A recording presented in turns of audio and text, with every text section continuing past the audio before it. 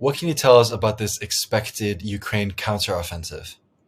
Many military analysts have seen it happening for weeks, and now there's definitely, with all the other operations going around Ukraine, and as early as today, when you saw what looked to be probing attacks, reconnaissance and force of the Russian defensive lines.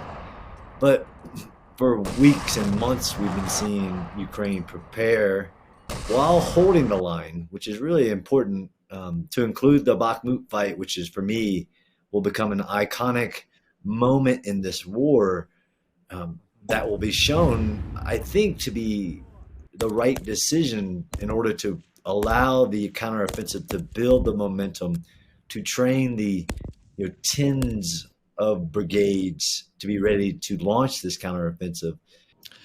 The US says that tanks and armored vehicles should arrive in Ukraine by the fall. How big of a difference will these make? Every bit is very significant. Every one of those Class A tanks, the Abrams, the Challenger, the Leopard, they're all spades above the T-72 or other variations that we're now seeing in Ukraine that Russia's had to roll out. The sighting systems are better. They engage on the move better. They protect the crew better. They will be significant wherever used. Russia's only advantage this entire time has been mass.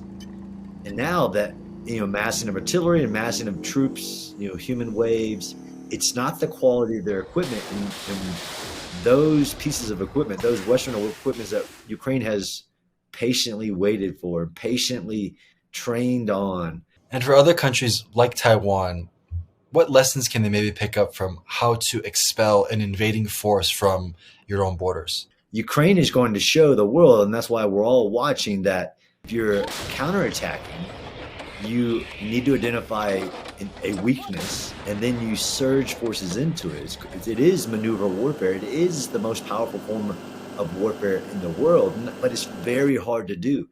Really integrating all your assets and really hard to command. But we're also seeing that secrecy from ancient times until now has always been the key. And Ukraine has shown us that there are ways, despite satellite imagery and ubiquitous drone coverage. You can do demonstrations, you can do feints. Ukraine is going to surprise Russia whenever they launch and identify the breakthrough.